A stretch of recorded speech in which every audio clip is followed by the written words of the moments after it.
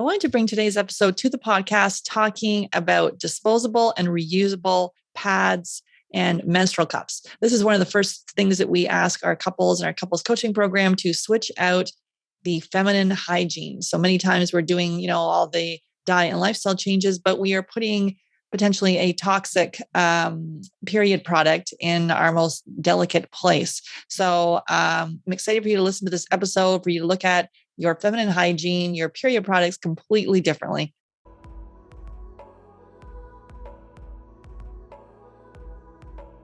Hey there, I'm Sarah Clark, founder of Fertile and your host. I believe the functional approach is the first step for anyone struggling with infertility, and my aim is to help you get pregnant naturally. Today, I'm welcoming Eliana Martel to the podcast, and we're digging into toxin-free feminine hygiene products and when to use them when you're trying to conceive. And so Eliana she handles customer support and outreach for GladRags, which allows her to connect with everyone from people who have never heard of reusable menstrual products before. So thanks so much for listening. I'm so thankful that you're here. Make sure you hit subscribe. And if you know someone else who is on the fertility journey, please share this podcast with them.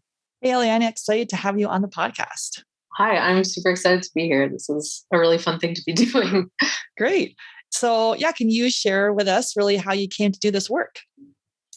Yeah, so I'll just give a little bit of background about GladRags itself. Yeah. So GladRags has actually been around for much longer than most people know. It was founded in the early 90s. So it's actually one of the oldest reusable menstrual companies that's still around, which is really cool. So the way that I found out about it was because they celebrated their 20th anniversary with a party in Portland, which is a city that I was living in. And I saw an ad for it and I thought oh yeah, I'd like to go to that. I already use reusable pads and I didn't know there was a company here in Portland that does that. That's really neat. So I went to the party and I was oh, this company seems really cool. I'd love to volunteer for them if they would have me. I have some time, I'm working part-time. So I reached out to the person who is still my boss, who has been the owner of GladRags since I believe around 2012. Her name's Tracy. Mm-hmm.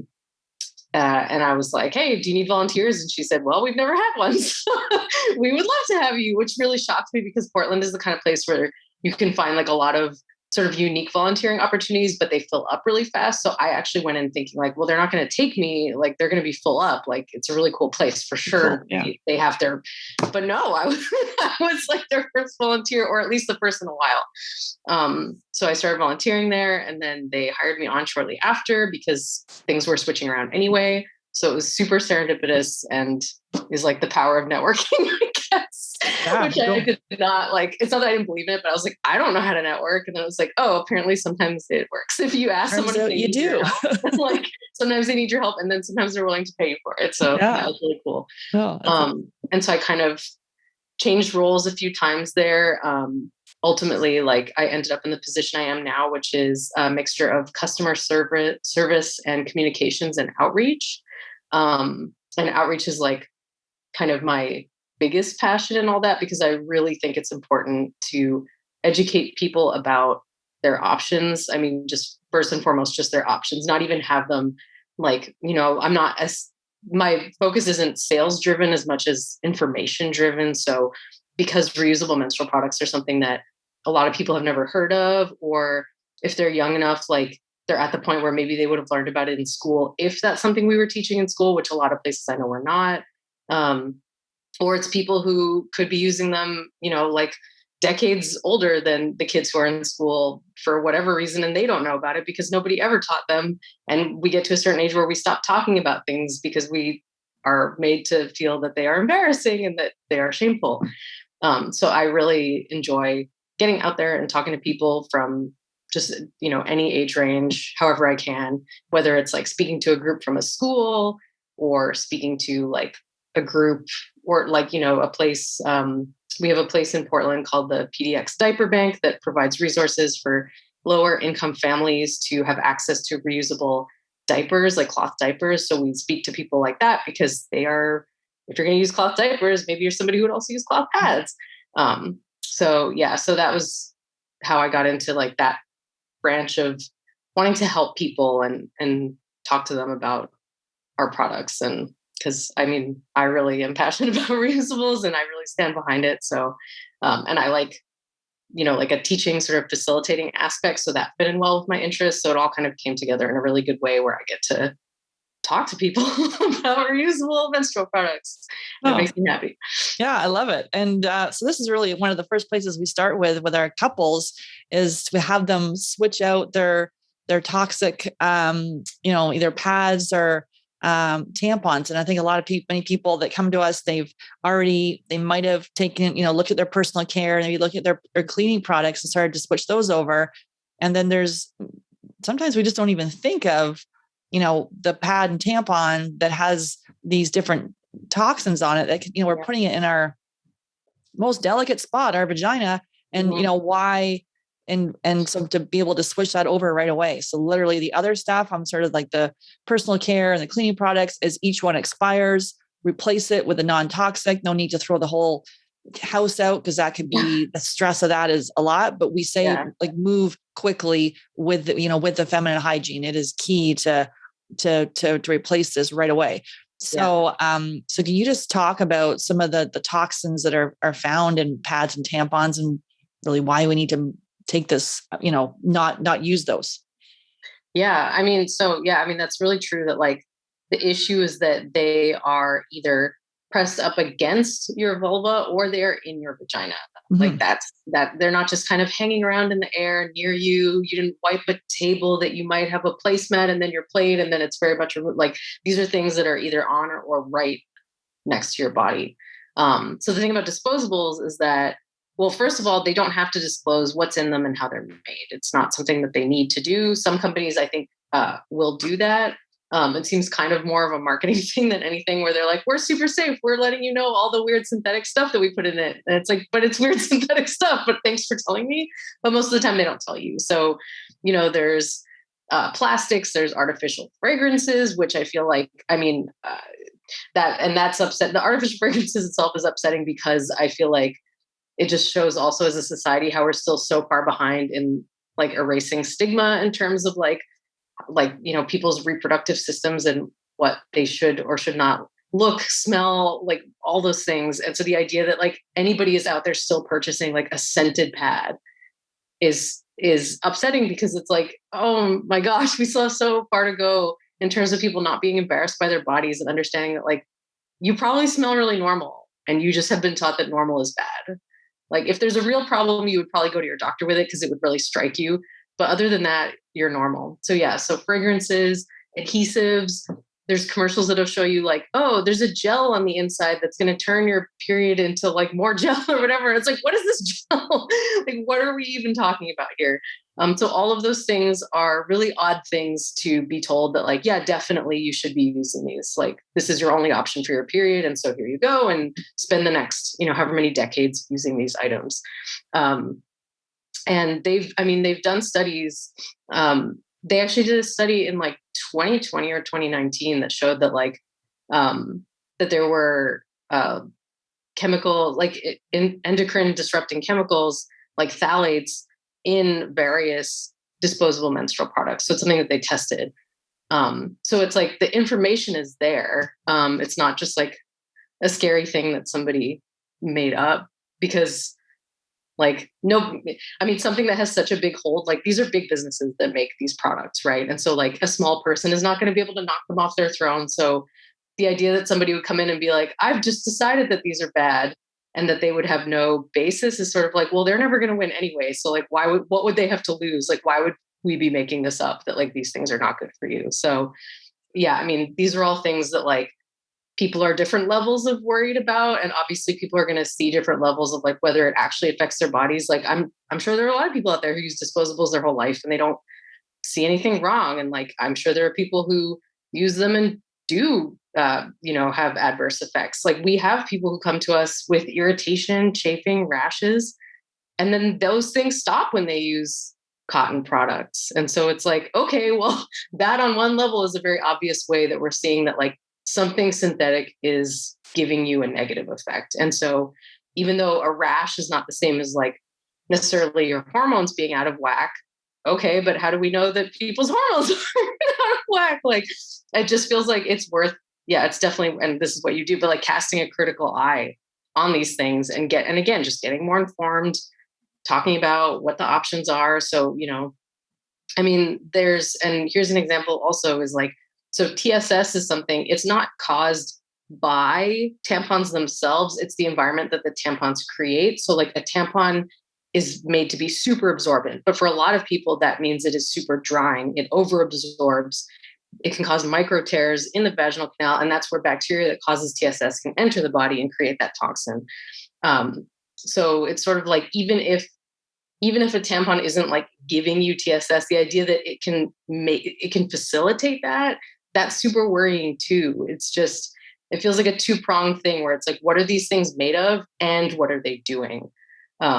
So yeah, those things are really worrying. And so it's definitely worth people kind of taking the time to educate themselves and be like, okay, well, am I okay with using things that have these potentials, like that have, some worrying statistics behind them, like studies have been done. I mean, in those studies too, like, I know that like disposable diapers were in that same, or in one of the same studies, and they also have bad things in them too. Like, and that's why some people choose cloth diapers. Like, so yeah, this idea that like, well, there are chemicals in these things. Like, are we okay with that? What do you want to do from there? And that there are other options. You don't have to just be like, okay, well, now I need to just free bleed and structure my life around that. It's like, no. There are so many, especially in 2021, like so many options for you if you want to move away from conventional disposables.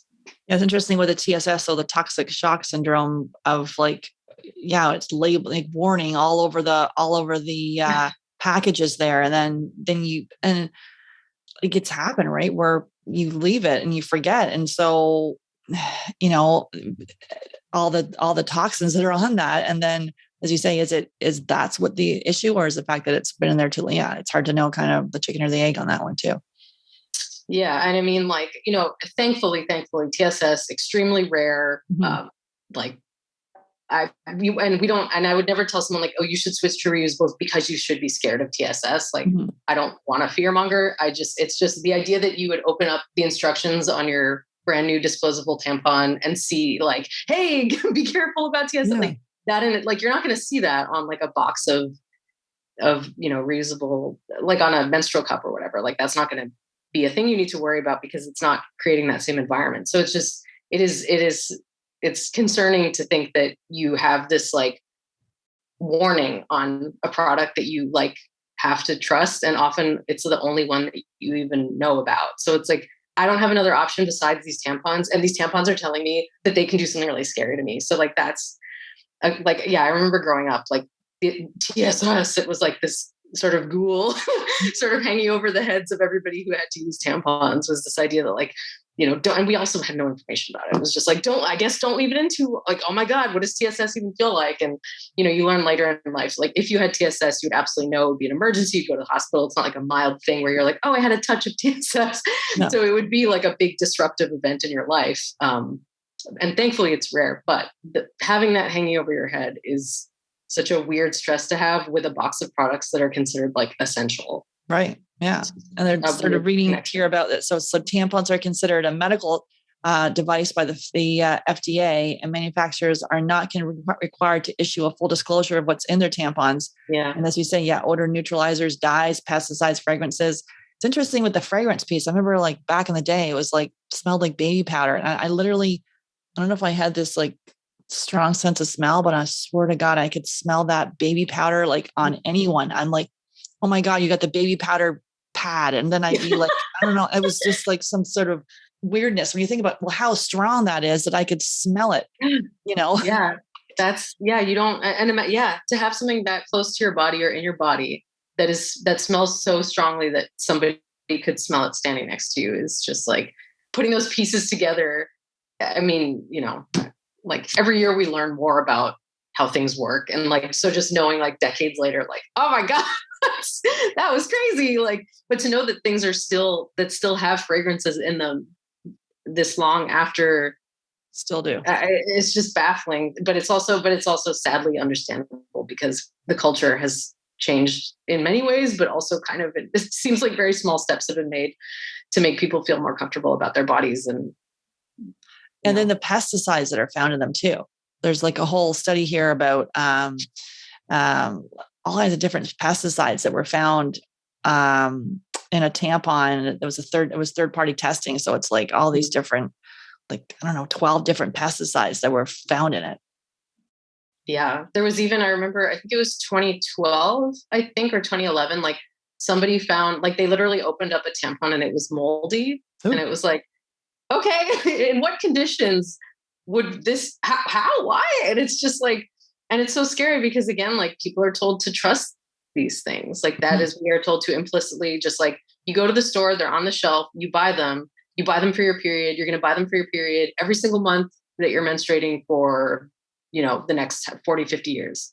That's all. That's what else would you do? There's no other option. And so the fact that this is, and that it's like, yeah, medical device, but also they don't have to tell you what it's made of. And also there could be all these things that when somebody studies it, that they find. It's just so crazy that those things all go together, because it's like, you're asking me to trust something and you're telling me that it's like medically trustable, but also what if I find a moldy one? And so it's really like, it just makes you feel like you're trapped in like a system that doesn't really work well. Yeah. And so it's really nice to find out about ways that you can branch out from that. And whether it's tampons and pads that are, organic, and, companies like it's like 7th generation, things like that, NatraCare, or whether it's reusables, like it's nice now that there are so many accessible options to not have to go the same route that people have been going for the last, I don't know how many years, almost 100 years probably. Yeah, absolutely. And then I guess there's obviously the the disposable pads and tampons, which the majority of people are I don't know if there's a stat on how many people use the standard ones. And then now there's the organic ones, but those are still can be disposable. So can you talk about from even switching that? Okay, forget about the toxic stuff. Obviously, if you're on the fertility journey, the toxic stuff is huge. So you do want to address that and take that out. Right. But also looking at this from like an environmental standpoint of all the waste. So how much waste are we looking at here with all those disposable pads and tampons? Yeah, a lot. I remember I found the statistics that we had like turned into an image because we had found it in a study, but it was that every year 12 billion pads and 7 million tampons hit the landfill.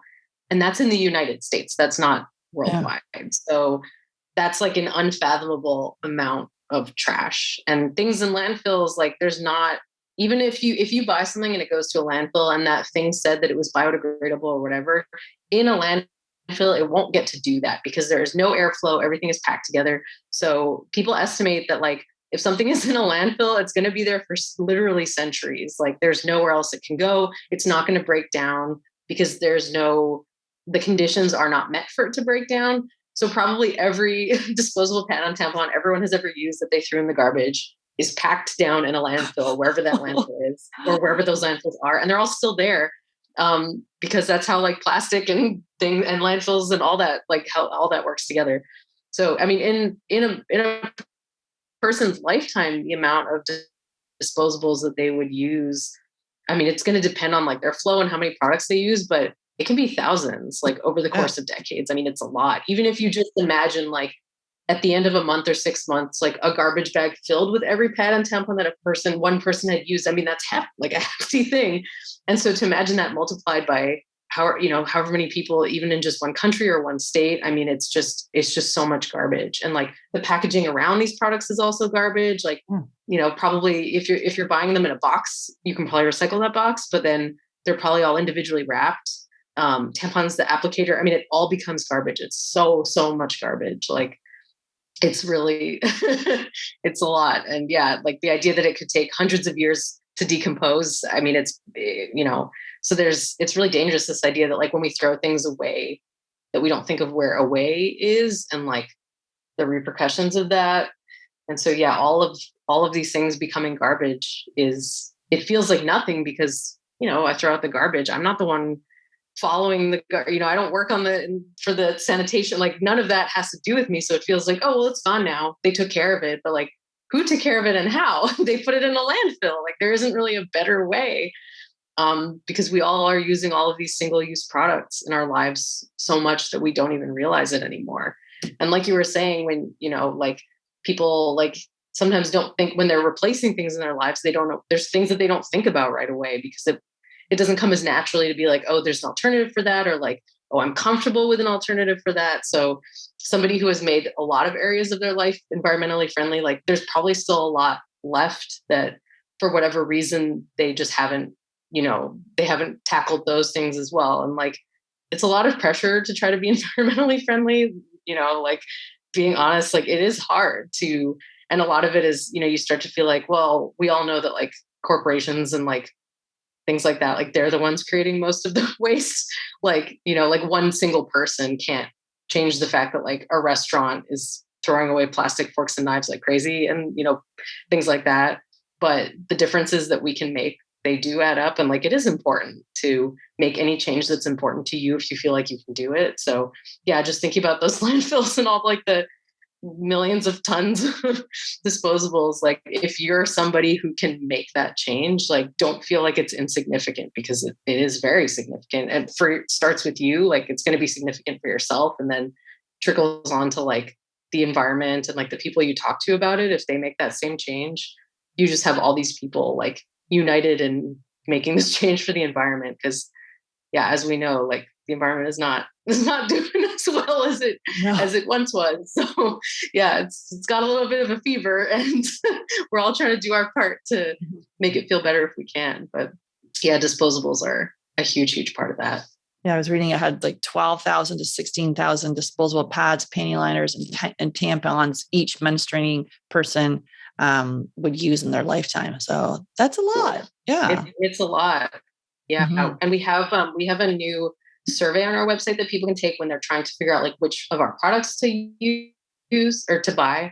And, we ask people like, okay, well, how many, so that we can kind of calculate for you, like how many, pads and heavier products do you go through? How many lighter ones, like a panty liner, do you go through per cycle? And like people with a heavy flow, I mean, bless them, they are using so many products because they need to. That's what your flow requires. There is no way around your period, right? Like you have to just literally go with that flow. Like, and so we have people who are using like, 10 products per cycle. And we have people who are using like 40 products per cycle because that's their flow. It's not their fault. And so this is, if they make the switch to reusables, like they're cutting down, so much waste. And and for each, even with the 10 product person and the 40 product person, like if they replace with reusables, like obviously they were both creating different levels of like specifically like period product waste, but it's both are significant. And like, but it's really eye-opening to see how many people like have periods that require so many products per cycle to keep up with their flow. Because, well, that must be harder for them. I have more of like a medium flow. So I feel really lucky reading a lot of these responses because I'm feeling like, I have a lighter flow than I thought. But yeah. And then on the other hand, it's just like, if you're thinking about reusables, it must just be like, wow, I'm going to save so much money. Like if I switch from using like 35 products per cycle, like if I can replace that with reusables, like especially even like if you have a really heavy flow, like a menstrual cup, it's like $35 and then you're done. You buy that and you're set. And it's just like, wow, that math just speaks for itself. It's really impressive. So, and my period used to be super heavy and going through like soaking through pads and things like that. And I had the hormonal imbalance. So if someone's, dealing with those heavy flows, really looking into seeing why it's so heavy in the first place is a good place to start. Okay. And so as far as, so there's some options for disposable, like they have organic and chlorine-free and non-applicator tampons and chlorine-free pads. So there's a lot of options there. Anything you wanted to add to that one? I don't know, like specifically, like specific brands. I know that there's so many, and there's like subscription services. You can say, I think one of them is like Lola, I think, where it's organic stuff. And so like, that's really cool that like, if you are, if let's say if you're going organic to like transition to eventually using reusables, because you're trying to like test the waters of like just making your period a bit healthier, or if for any reason, like you have to use disposables, at least that's like a good way to go because you're cutting out so much of what bad about disposables. Obviously, like it's still going to cost you more if you're buying something disposable, you have to replace it. So that's going to cost you more in the long run. And also like waste wise, like if they're compostable, then it's great. But maybe there are some parts of it that aren't and end up becoming garbage anyway, but that's going to cut down on the garbage you would have used from having like Always or Tampax or whatever. But yeah, I just recommend if you have a store that you buy like natural and organic products at already, like just browsing what they have, talking to the people who work in that section, because usually like people aren't just assigned for the whole store. It's like, I work in health and body. And so they can be a great resource. Like they're usually kind of encouraged to know about the products themselves, and have maybe even tried them. So you could be talking to somebody who like has literally tried those products and can be like, I really like this brand. So I think that's nice to like have kind of like like if you have a store nearby that's like a, organic market or like a natural pharmacy, like to go in and talk to somebody is really nice, because just to have that connection with them and be like, oh, have you tried, like, what have you heard about these things? And then just like, obviously there's so much information online about like, it can be kind of overwhelming, but like, yeah, just looking at like what companies people like, which brands people suggest or seem to like a lot or like trust is nice too. But yeah, I think like, even just like, even at a bigger chain, like a Whole Foods, like the brands that they carry, there's probably a reason they're carrying them.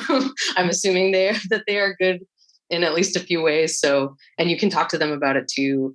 But yeah, I think just like doing the amount of homework that you want to do about it is important. Like, if you want to go in and buy something because a certain store sells it and like that's enough for you, then that's great because you trust that store. Or if you were going to order something online and just like reading reviews and seeing what people think can be nice.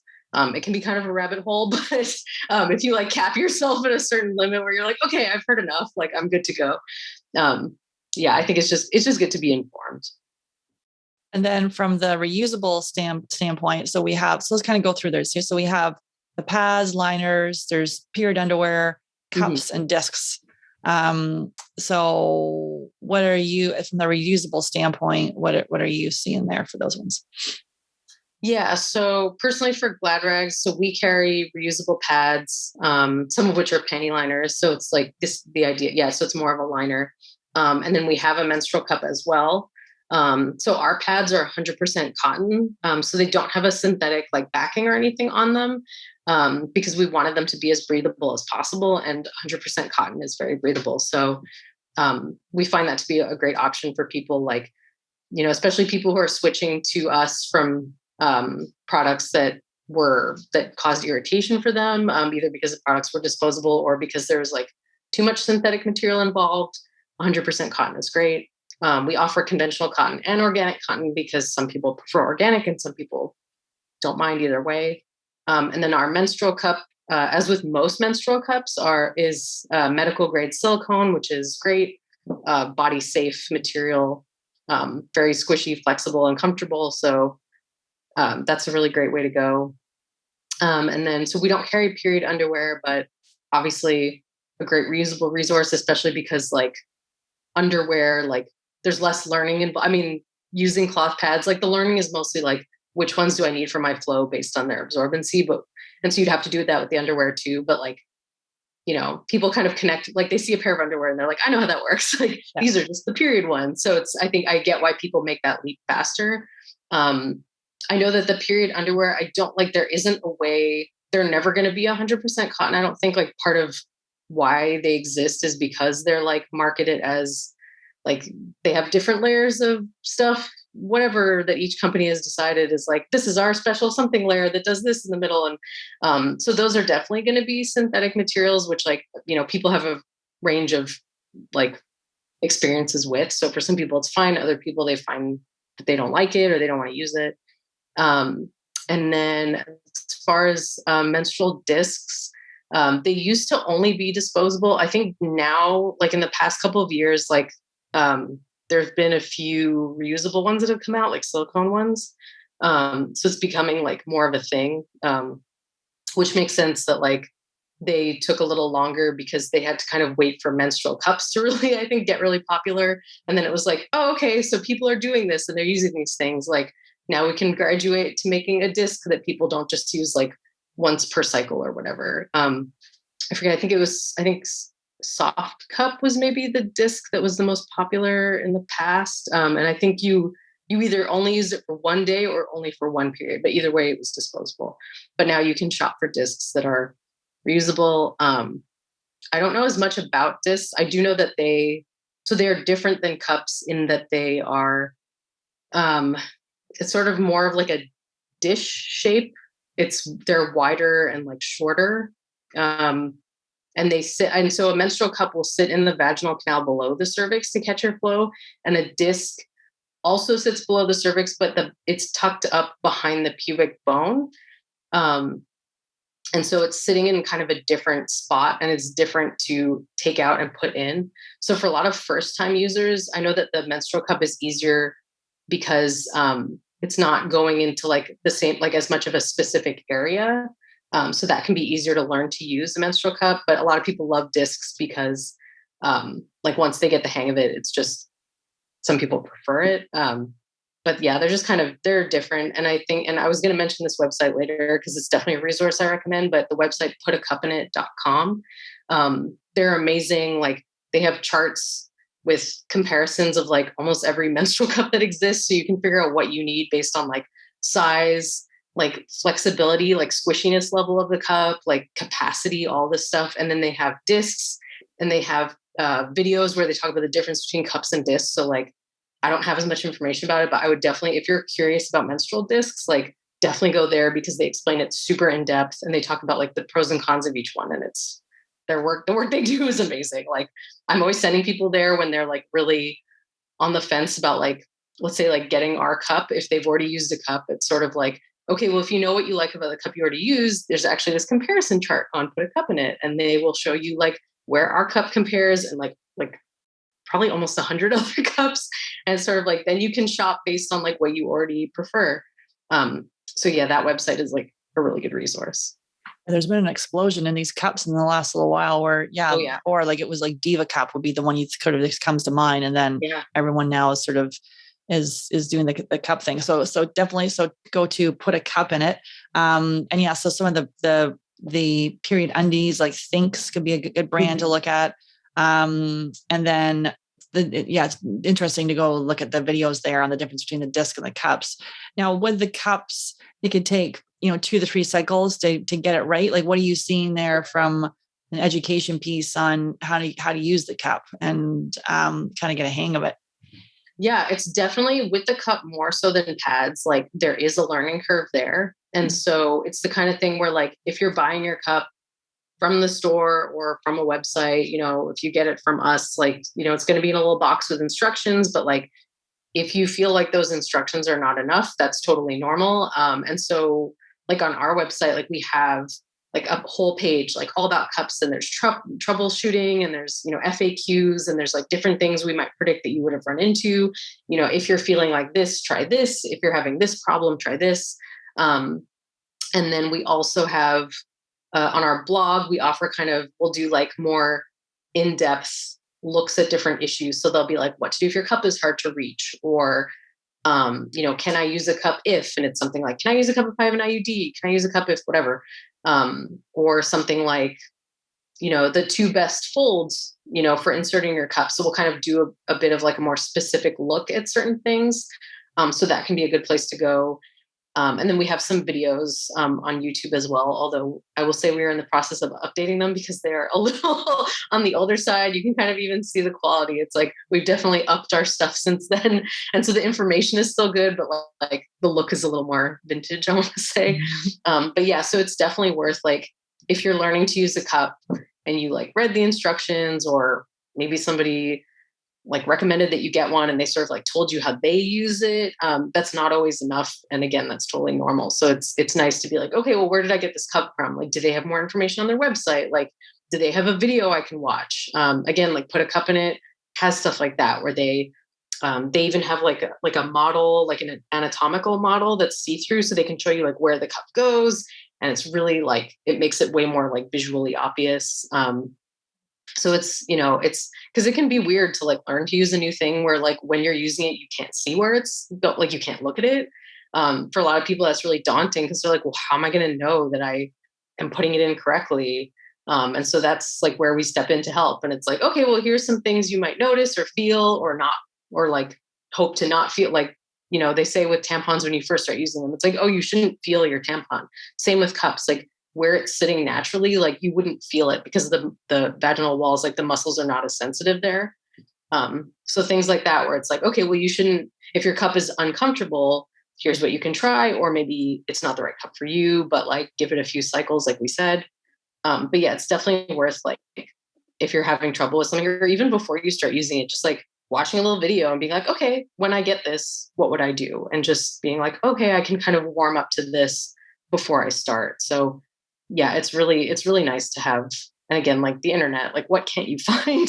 So there's just like so much out there. And then like, I'm sure, I mean, I assume that other companies are like this because I always assume the best, but like at GladRags, like we're always here to help. So if you call or email us, like we will walk you through anything you need or like troubleshoot with you. Like, you know, we're always there. I mean, not literally, if you call us at night, we're not going to answer, but like we're going to answer your email like as soon as we can. So we get people emailing us who are like, okay, I tried my cup for a couple of cycles. I'm having trouble removing it. Like, what are your tips and things like that? So I'm assuming that other brands, I'm hoping they do the same thing where they're like, they're not just there to sell it, but they're there as a resource and like a help. And so, because that can make the difference between somebody like throwing their cup in a drawer and being like, no, I don't want to use this. It didn't work for me. I tried it for a week. It sucks. And somebody being like, oh, you know what? Like, I'm going to ask someone for help and like, maybe this could go well. And like, maybe this does work for me. And in a lot of cases, like it totally does. Like we give them tips, we work with them and it's like, oh, this all turned around for me on like day 4. Like, great, I can use this now. Or they find out that like, oh, okay, I get what's going on. And I think I need a different size cup, but I'm really glad I tried this because I can see exactly what I would want in my next cup. So yeah, just having the patience to like give it a go and like ask for help if you need it is like can make the difference between feeling like you wasted your money and feeling like you just bought the thing that's like going to change your period forever. And would you best based on the flows? Do you have different cups or you just have one cup or you want to make sure you have the right size or how do you, I guess that's on the website. Yeah, so our cup comes in 2 sizes. I think most cups have at least 2 sizes that they come in. And so the guidelines are like, if you've never used a cup before, like if this is your first cup purchase, like we would recommend, and the size, if you like on the website, you can see pictures of them side by side. They're different enough that you can see the difference, but it's not like, oh, that one's so small and that one's so big. But we do recommend the bigger one. If you've given birth, it doesn't matter if it was a natural birth or a C-section. It's just if you've given birth, we do recommend the larger one. If you have a very heavy flow, we recommend the larger one. If you have a high cervix, we recommend the larger one. And then the opposite would be for the smaller one. So the cup is called ExoFlow. So the larger one is just called ExoFlow and the small one is ExoFlow Mini. So we'd say, okay, you would use ExoFlow Mini if you haven't given birth, you know, if you have a low cervix, if you have a very light flow and you tend to use like lighter tampons. But that's just a jumping off point. Like there are people who use the opposite cup from what we would have like told them because that's just what works for them. But if somebody's just starting out and they're like, well, which one do I choose? It's like, well, what side do you fall on the most? And then we can go from there. So yeah, so we do offer like the 2 sizes of the cup. What about cleaning? So when people kind of think of this, they might get a little bit icky feeling there on the cleaning. So let's talk about cleaning for the pads and then cleaning for the cup. What does that look like? Yeah. So for the pads, for all of these products, is actually the cleaning is extremely easy. And then so for the pads, they're pretty low maintenance in that if you use a washer and dryer, whether they're in your home or somewhere else, if that's what you use to do your laundry, congratulations, that's what you're going to use to clean your pads. And so that takes out a lot of the sort of headache that people anticipate when they think about washing something like that, because they picture it as this delicate item that has to be like hand washed and hung to dry, really, really careful, like don't make a mistake. But no, they can and should honestly go in the washing machine because the washing machine is great because it's really going to kind of get them agitated around, cause friction, like really get scrubbing in there, move them around. So even if you weren't washing them with like a regular load of clothing, we would say, like, okay, well, maybe put them in with some towels, just have something else in there to really get them sort of like beat up a little bit and like get them really clean. And then the dryer, we just recommend tumble drying low because higher heat can affect, I mean, they're 100% cotton, right? So like you might get some shrinking that happens and the higher heat you use, the more likely that is. But yeah, so washing machine and dryer friendly. Anything you would do outside of that would be more for like a staining concern. If that is something that's like your own personal, like, like from a cosmetic perspective of the way your pads look, if you don't want them to stain, you could do something like soaking them in the days prior to doing laundry.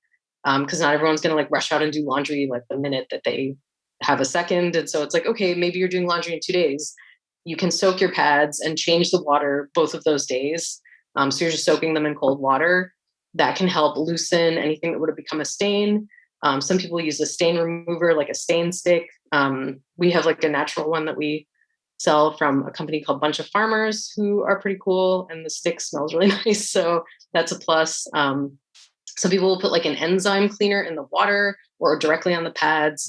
I don't soak, but I'll like rinse out and like squeeze out my pads and then put them in a wet bag, which is just like a little bag that it's like a waterproof bag with a zip top that you can put wet things in. People use it like when they bring kids to the pool and like put the bathing suits in a little wet bag when they get in the car, that kind of thing. So yeah, I do that, and it takes care of a lot of the staining. Honestly, just that rinsing, like just getting to the blood that's on the pad as soon as you can in some watery way will help with staining. But some people just literally throw their pads directly in the laundry because that's what they have time for. And like that actually can wash out a lot. Like it will not stain as much as you would think, but like obviously you're running a higher risk of staining if you don't do anything prior to putting them in the wash, if you can't put them in the wash right away.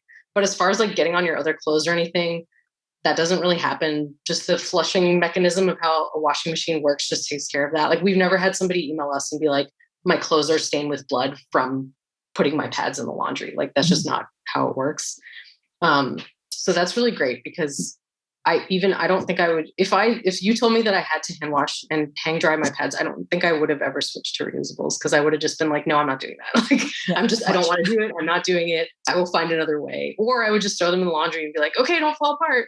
But luckily they're very durably made and they are meant to be washed with the rest of your clothes so that you don't have to like structure your life around your period, and like your newfound like reusable items, like they can fit into your routine, pretty seamlessly. So that's really great. Some people like to hand wash and hang to dry, and like that's awesome too. Like in the summer, I do like to at least give them a couple of days where like the drying happens in the sun, just because I feel like that helps to like freshen them up. So and if you're traveling, sometimes people like have to just wash them in a hotel sink or whatever. But if your routine includes a washing machine and dryer, like definitely use those for your pads because it's going to be a lot easier than carving out a new routine for just your pads. And then for the menstrual cup, even easier. It's literally just water and a body safe soap. That's all you need. So you just want to make sure it's like completely like, that there's no soap residue left on it. And that it's completely rinsed off, but like, that's literally it. Sometimes people will ask us, like, I've heard of people boiling their cup. Do I have to do that too? And we tell them that, well, first of all, we don't know the effects on silicone of like repeated, like chronic boiling. So we can't recommend it in case it like decreases the quality of your cup or like decreases its lifespan. So we can't tell people like you have to boil your cup because we don't think you have to boil your cup, and we don't want you to boil it if it makes your cup not last as long, because the whole idea is it's lasting you years and years. And the other reason is that you don't have to sterilize a product to be able to use it internally. It just needs to be clean. So for example, like if you were using an applicator-less tampon, you would probably want your hands to be clean because they're going to go at least partway into your vagina. So the cup just has to be as clean as your hands would have been, or as clean as a tampon would be, which is tampons, like they're not a sterilized medical instrument. They're just bleached. Like they're not sterile. So if they were sterile, people wouldn't have found moldy ones, right? So it's like, so the things that enter the vagina don't need to be sterilized because they often are not. And, I can't boil my hand. Like, so it's, so your cup just needs to be clean to a level that is comfortable for you to say, okay, now I can insert my cup. And that just means soap and water. Our friends, soap and water are enough. So that makes it really easy to use. And because you don't have to, again, like plan like, oh, when do I have time to boil my cup? Or like, oh, do I live in a space where like, I can't have someone walking in on me in the kitchen, boiling my cup? Like you don't have to, you can just wash it in the bathroom and you're good to go. So yeah, both, I mean, So they're both really easy things to take care of. Like, it's the cleaning product, like the cleaning process is a lot easier than most people think. And that is a relief for a lot of people. And so the detergent, obviously, if you're switching over to reusable pads, you do not want to be using a conventional detergent on there, because then that's going to your vulva and then ultimately your vagina. So making sure that's switched out. And then you say you have a stain remover that's a natural option then. Yeah. So on our website, we do have a couple, or at least one laundry option. It's Rock and Green is the company.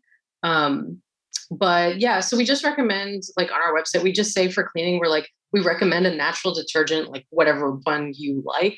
So again, and same for sometimes people will ask us like, oh, you recommend, you can use an enzyme cleaner because enzymes work on blood. Like, do you guys sell one? And we don't sell one anymore, but we also encourage you to buy whichever one that you trust and that you like. So if you have a natural grocery store that you purchase things from, if you have a website that sells organic products that you like, they probably carry something like an enzyme cleaner. They probably have a detergent. So really making sure people don't think that they can only choose from something that we would personally sell. Just knowing that if you trust it, if it's natural, if you're shopping, if you only buy things that are natural, there's, it's 2021, there's going to be a natural detergent out there that you're going to like, and you can go in the store and smell all of them. And there's not just going to be one, because it's amazing. The options we have now, it's beautiful. Anything we want, we can get a version of it that we feel comfortable with. And that's so cool. So yeah. So whether it's a stain remover, a detergent, a soap, there's going to be a natural one that probably is within your price range and that works for you. And we recommend just go with whatever you trust and whatever, wherever you want to spend your money. Cause even though we sell something, if you read the ingredients or if you look at the smell it's supposed to have or whatever, and you're I don't know. It's oh yeah, you can get it somewhere else. Yeah, we don't want people to think that we're the one-stop shop. We can be, but if you already use a detergent that you love, you can use that on your pads. We just recommend nothing with any kind of fabric softener or bleach, but that's pretty much our only two strike throughs. The rest is if you like your detergent, it will work with your pads because it's working with your other clothes, and those can all be together. So yeah. And how long would a reusable pad, how long would it last for, you'd say?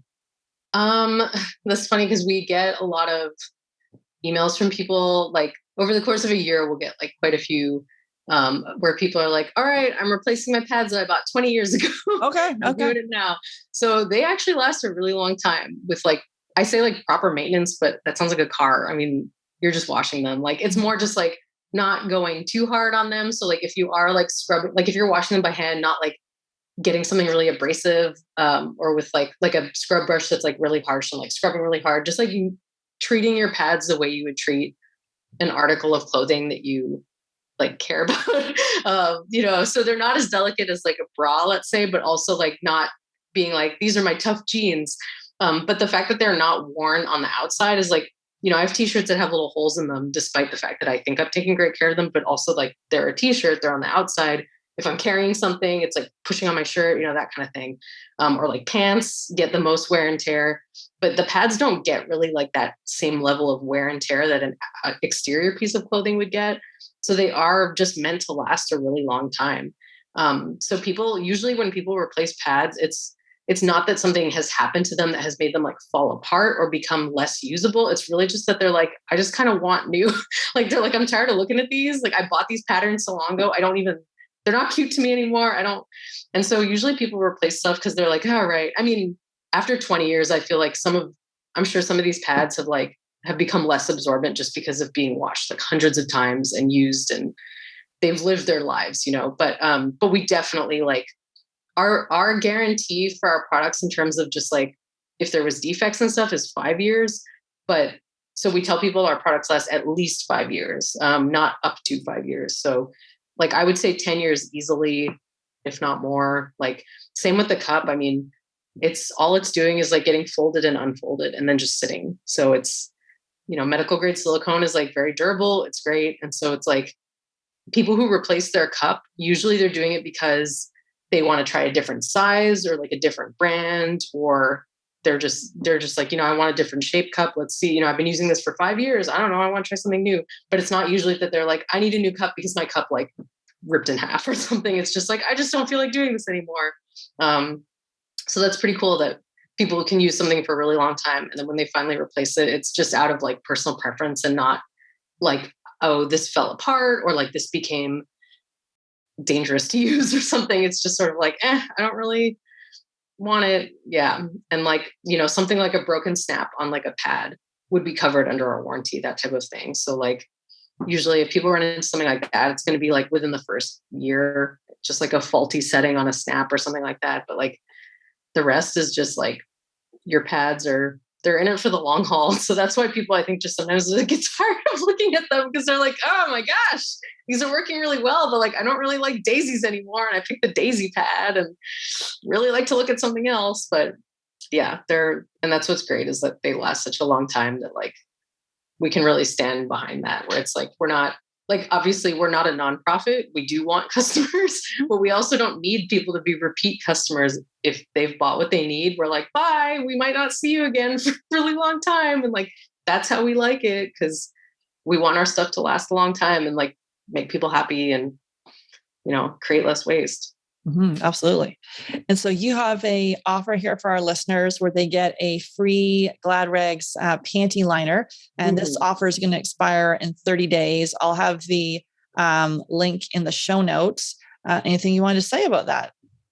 Yeah. So basically I know that you can't see me, so I can't show you the panty liner itself, but basically, so you'll be able to choose between 2 sizes. One of them is just under 7 inches long and the other one is about 8 inches long. And the information is in the form, and you'll be able to choose like organic cotton or conventional cotton. But panty liner, the name says it all. It's equivalent in absorbency to a disposable panty liner.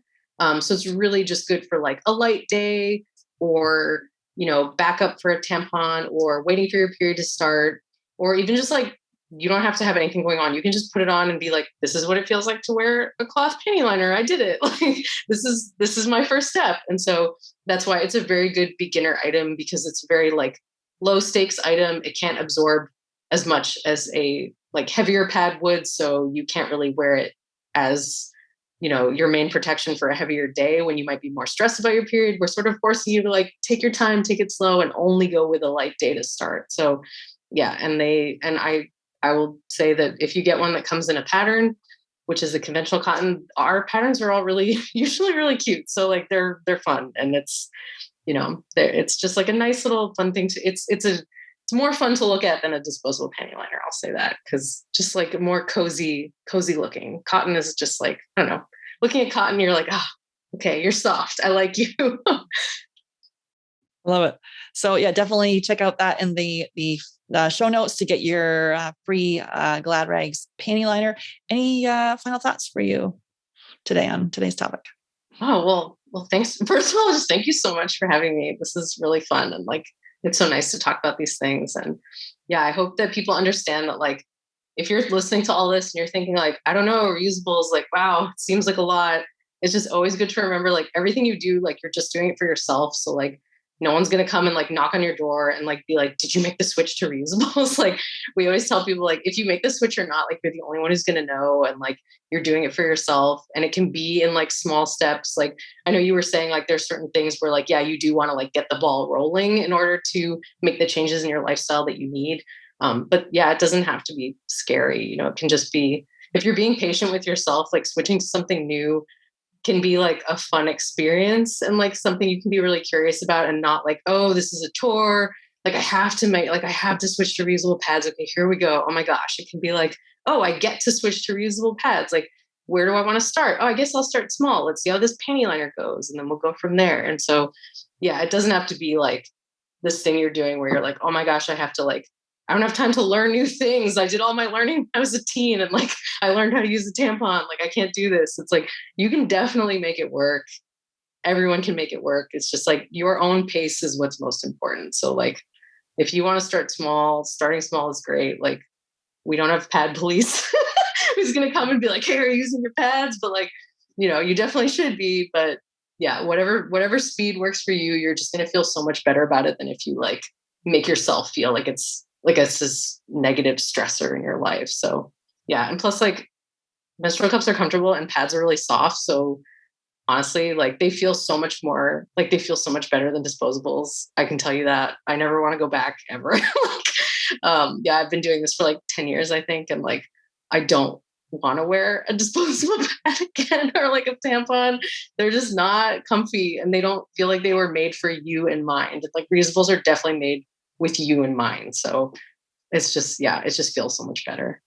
No, I love it. It's basically, obviously for the one thing of, taking out those toxins and all those fragrances and dyes that are impacting you. And then the environmental piece. And then it's just nicer for you. It's a better feeling. So, but again, not to, stress yourself out with this. And really, as you say, look at it sort of a mindset shift. What's something here that you can step into and kind of lean into it, and starting with the panty liner is an awesome place to start. So I thank you again for coming on, sharing your words of wisdom on this topic. And thank you so much.